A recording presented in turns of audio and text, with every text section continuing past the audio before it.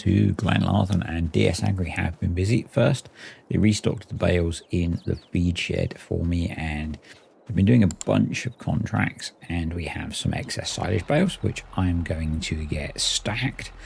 We also need to move the hay bales that I bunged on the trailers before it started raining when we were doing the silage harvest, and then left in the shed. So those will need putting away as well. We're actually at pretty good levels for feed, I think. So there's a load of bales on here. We've got the grass silage bales that are still in the yard just behind us. We've got all the whole crop silage bales that are spread around the fields, and a 2/3 of a shed full of hay bales. So I think we're in a pretty good place. So not too worried about feed going into winter. We are also going to get one more cut of grass off of the pasture, plus the field that had barley in, which is cover crop. The field just here we're going to start using for indirect grazing while it lasts, and then just before it's not going to last anymore, we'll mow that as well and get it baled up. So yeah, loads of feed. I'm wondering actually if we might need or want to buy some more heifers.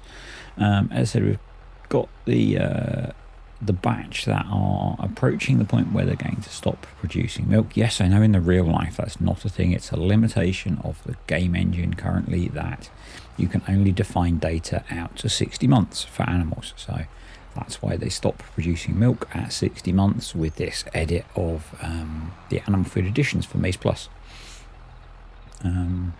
So I'm thinking that I might do a run next game day up to the animal dealer and buy a batch of replacement heifers for those, so that we don't have a big gap in production, and ultimately that'll expand production, I think, because we did keep some of the calves. I think we kept the second set of calves from those heifers, so they're probably well on the way to being, if they aren't already, producing calves. So yeah, but I think that's probably sensible.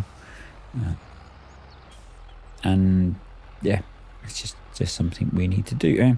And people said when I spoke about that edit that, I know we have cows that are much older than that, but I think it depends on the area and the farm and stuff. I think some farms will only have the dairy cows have a few calves, and then they get moved on to wherever they go, whether that's to be meat or to go off to another farm that maybe farms them a bit longer. I don't know. And there's something that seems very popular on more so on like online butchery is ex-dairy cows. One of my friends is an Instagrammer. Actually does reasonably well out of Instagram now, I think, and he does food and barbecuing in particular, and he's shown off some really nice sort of ex-dairy cow steaks and stuff. So a little bit of a nudge there. For those that are curious about the bale stack to the right of us that was nice and neat and isn't anymore, server lag was when I was doing bits on, I think in the previous video or maybe the one before, and I still had the game on the server. I had a bit of a lag spike as I was driving around the yard, and yep, that's why that's a bit of a mess. And so generally now, if I can, I'm doing bale stuff off of the server. So it's fine when when I record with CarTech, I'm on my desktop, which is wired into the home internet, and it's generally fine. Quite often when I'm doing stuff on here, I'm on my laptop, and the Wi-Fi connection sometimes just kind of throws one, and that's what happens. Before everyone suggests, no, I cannot have my laptop wired. It's on a different floor in the house when I'm using it generally, and I'm not running an Ethernet cable through the house. So these pretty much unloaded. Just going to move this trailer out of the way and we can grab the last one. I don't think I mentioned that Cartech finished compacting the bunker for me and got it covered up, so I returned the least compactor and that's fermenting now. So yet more feed options for later in the year. So we're going to have hay, grass silage, maize silage, whole crop silage. We've still got the field of potatoes to lift as well. So pretty good mix of stuff to throw into the TMR to get us through the winter. And that's why I'm thinking about buying more cows, because we've got so much feed that we can keep them fed. It's not a problem like it was early on. I think it was an issue for us on Maypole, but now it's really not. I mean, we had so much excess feed at the end of when we moved over here, so I don't want to get in that position. So I am going to sell feed as we get into, grass growing season next year. I'll start to think about selling feed. But yeah, so we have one and a tiny bit trailers full of hay to unload. These are the smaller bales that I made, which will make TMR mixing, I want to say easy, but actually they're not small enough. But they're small enough that they're a pain to handle. So I think in the future I'm just going to make the big bales and put a partial bale in. That seems like a much easier solution than what I was doing here, or what I intended here, because as I say, I think they're too big to put a whole bale in our current mixer. Maybe in the future when we upgrade the mixer that'll be less of an issue. But the current mixer, they are too big to put a whole one in, and the size of them just makes them a bit of a faff to handle. Packing them, I don't know. It doesn't feel worth the extra 20% of bales. I think it's 20%, something like that. We never do live maths.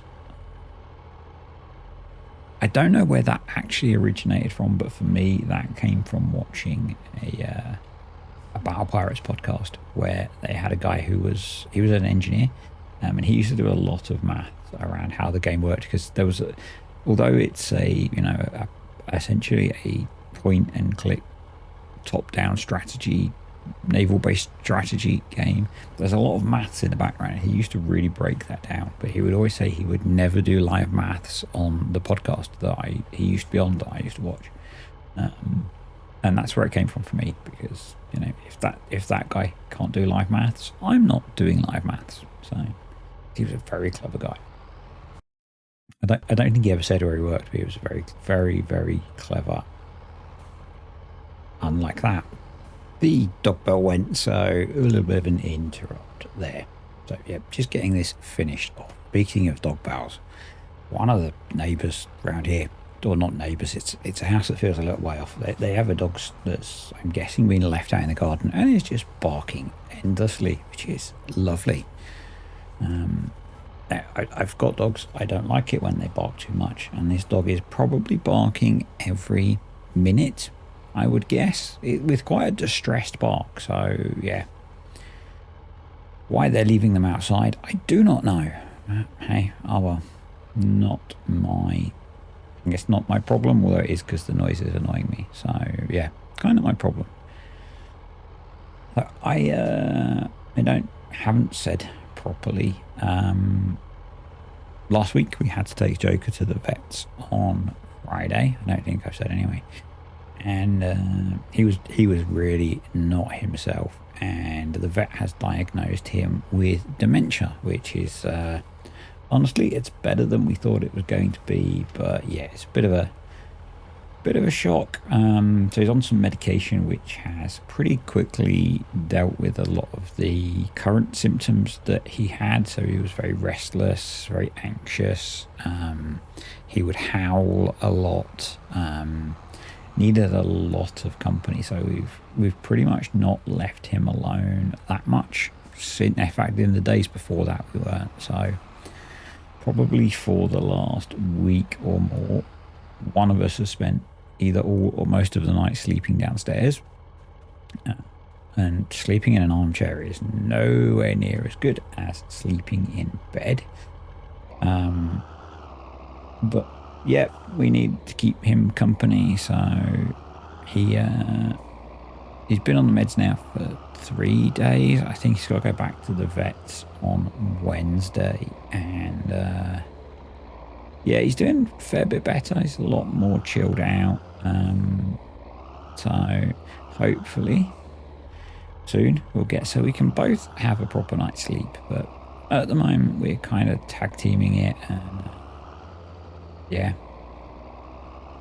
So that was a bit of a shock. It was a bit of a shock, but we made the call. I suggested, and we made the call on Friday evening when I finished work before our vets closed to try and rush him to our vet rather than leave it and have to go to the out of hours vet, which is a different practice of the same chain, but we don't like as much. So, and it was the right call. So, yeah.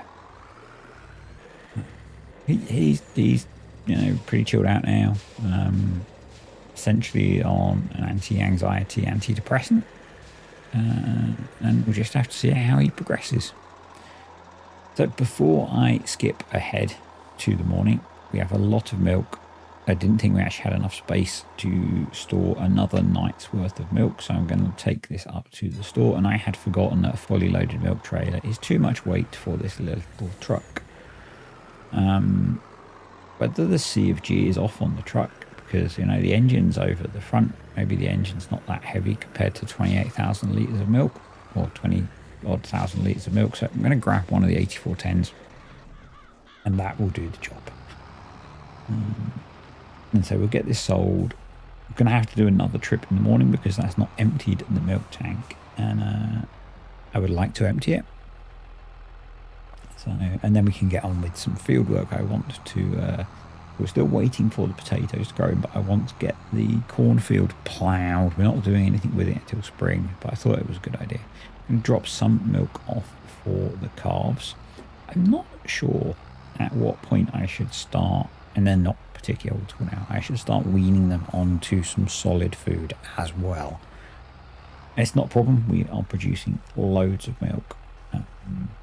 But yeah, I'm just kind of curious as to, and I'm thinking back to, I haven't watched him in ages actually, Saskadutch,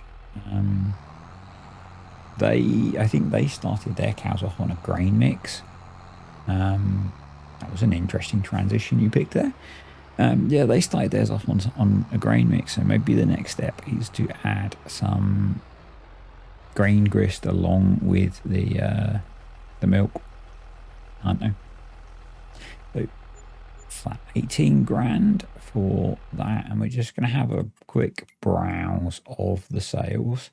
It's kind of not always that relevant because of the age restrictions we have. We don't need any more tractors at the moment.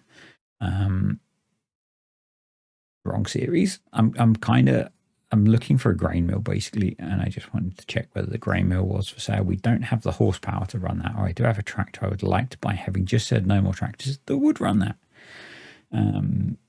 So the grain mill is going to cost us £34,000. Speaking of grain mix earlier, so not that much. We could afford to buy it, which is fine.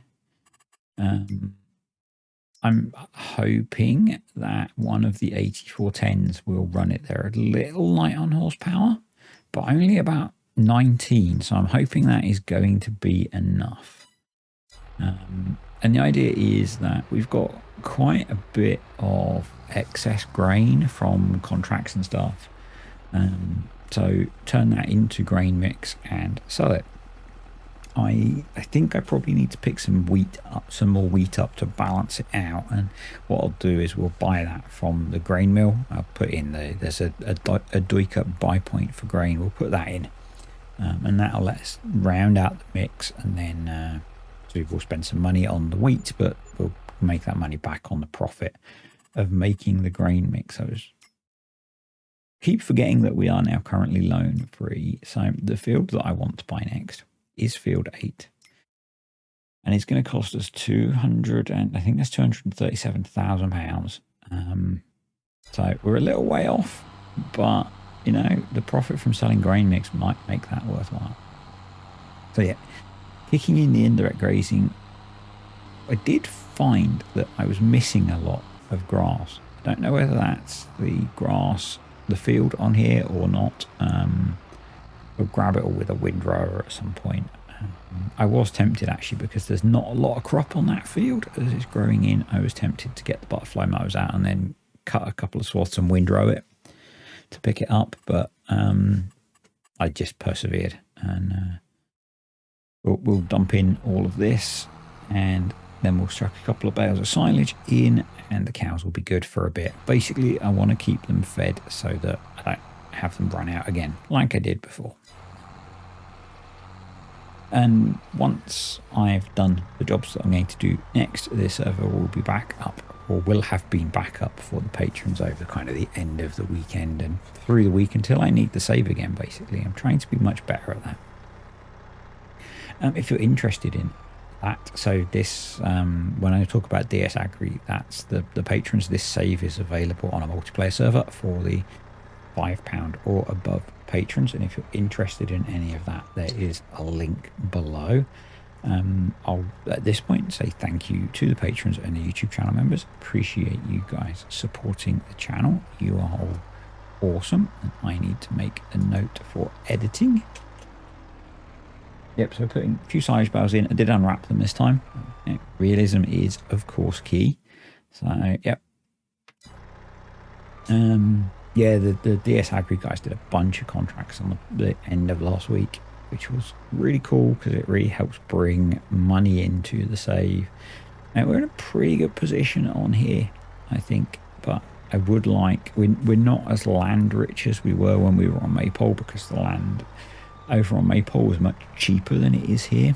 So I think it was at least half the price versus coming here, so that's why we had to take the mortgage out, which is what the paid off loan is. And yeah, but definitely want more land. If we get more land, I am going to take the suggestion that I had to maybe branch out into sheep. We'll see. We have been exclusively a dairy farm all the way through. So, yeah, I want to get the cornfield ploughed in. I was thinking when I was about halfway through, well, coming up to when I stopped doing this job, that I should have picked up a mulcher and mulched the corn first. But VCA was struggling with the width on this plough for some reason. We got it close manually, but I did find that every so often I had to nudge it a bit. Now, I'm pretty sure it's a base game plough, so I'm surprised that it's struggling, and maybe it's just that the width is not the advertised width, and that's why it's not. You know, I'm trying to set it to the 3.5 meter advertised width, and maybe it's not that. I mean, it's pretty clear that it's not, because that's at 3.5 meters, and that's not what we're ploughing. So a little bit more tweaking to get this sorted.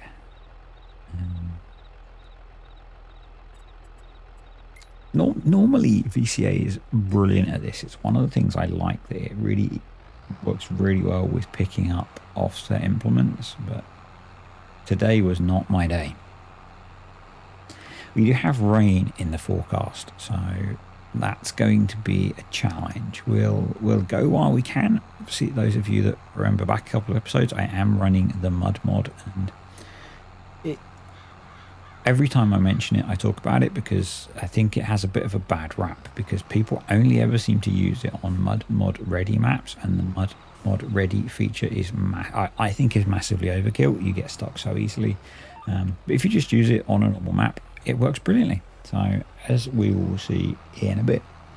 So I think probably you only want to use it if you're interested in adding a bit of realism to how and when you work. If you're not interested in that, I wouldn't enable it, because it's going to frustrate you. But for how I play on here, I think it's really good. So another question for you: should this be an in-furrow plough? I'm almost thinking that it should be.